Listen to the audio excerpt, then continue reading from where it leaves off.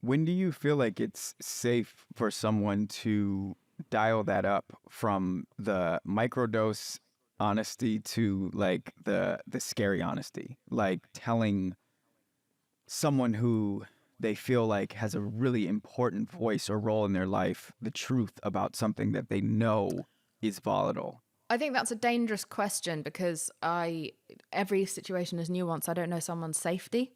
I don't know, like if you're a person who's in a domestically violent situation, then or having to confront like a malignant, dangerous narcissist, I wouldn't say you should confront them dead on. Then you go elsewhere and you go get help. It is not always appropriate to confront dead on, but what you have to confront is what you need and start making moves to get yourself out of that situation. It doesn't always have to be a head-on fight. Sometimes I just cut people off. And when I didn't care about the future of my relationship with that person, I didn't bother having a confrontation. I just cut them out of my fucking life. Because why am I going to expend that energy like giving them notes on something that I don't really care whether they change or not? Like, I'm done. I'm out.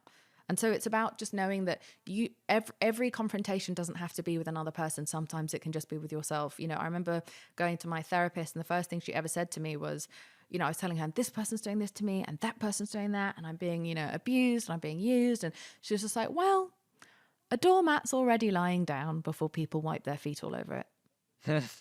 And that sentence went on to fucking change my life because I was like, shit, God, she's fucking right. Like, and so the biggest confrontation I had to have was with myself. Like, what are my values? What am I willing to take? Like, how much shit can I eat? Like, what am I doing with my life? If I die tomorrow, am I going to look back and think, oh, I smashed that. I nailed life. No, I'm going to be this miserable, bitter, like vengeful asshole inside. And now I don't feel any of those things because I've gotten everything off my chest. I'm still an asshole, but like that's different. That's just genetic. But when were you out? Were you ever concerned about financial insecurity when you were walking away from you were walking away from the hand that fed you? You weren't necessarily biting it, but you were walking away. No, I've chewed the hand that feeds me off, like fully. Okay, No, all right. It's a stump. So, and you weren't afraid of financial insecurity. I was afraid of financial insecurity, but I don't need a lot, and I'm skilled. There are plenty of things that I would love to do that don't involve being a famous person. I'd fucking love cleaning. Mm-hmm. I would fucking love to clean like people's houses. I would love to work in a deli and make snacks all day. Like there's a billion things that I would be so happy to. I'd love to be a therapist. I would love to, there's a million things that I'd love to do to be able to be in service in some way. And it doesn't have to involve walking down a red carpet. So I think the reason that I'm such a threat in this industry to a lot of people is because people are dangerous when they have nothing to lose. And I've got fucking nothing to lose because I don't give a shit. And I'm excited to be here and I'm grateful to be here and I'm having a lovely time. But if it all goes away tomorrow, I'm willing to go down in flames for what I believe. You're a threat to them. How? Like a threat to their egos? I'm a threat to the status quo. I'm a threat to the way that, I inspire certain women to stand up for themselves more. I also put some women off and that's fine. But I'm a huge threat to the diet industry. I've cost the diet industry so much fucking money because I have made it not cool. And bravo. I've made it not cool to like normalize talking about what is just eating disorder culture. Like all these celebrities have stopped fucking talking about what mad shit they're doing to lose weight. Like I went against laxative shakes and was so annoying that people stopped selling those like detox drinks publicly, like massive celebrities, because they were worried they'd have to deal with me. Like that's how annoying I am. I challenge financial institutions and billion-dollar predatory industries, and I'm going after the exercise industry next because of the way that they've shut so many people out. And I threaten the way that women are supposed to behave. Women are not supposed to be political. Women are not supposed to be opinionated. Women are not supposed to make mistakes and stick around. And I do.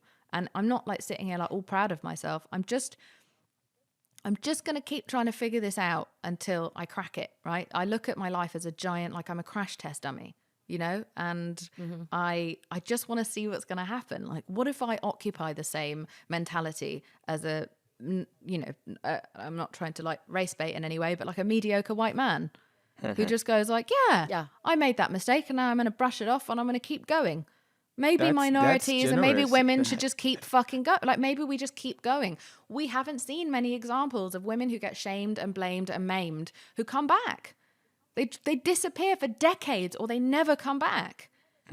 And when I got, like smeared publicly in like 2020, which was like a fucking dog pile after dog pile after dog pile, I almost like, again, I became suicidal again because it was just so overwhelming, like how disgusting people were behaving towards me. And I just thought there was a moment where I was like, in like sort of April 2020, where I was like, maybe I should just quit because this is not worth the fucking stress. Maybe I should just bow out. And that's the thought that everyone has. And then I thought, nah, what if I just stick around? What happens? Like, what's the worst that can happen? Maybe I've lost everything. What if I just stick around? And what if I just keep going and keep posting and carry on as if this never happened? And I booked Marvel and I got the biggest job of my career. I made the most money in my career that I've ever made, and life carried on. And I was like, this is fucking amazing. Women need to know that there's life after death. That if you go through this shit publicly, you can come back from it.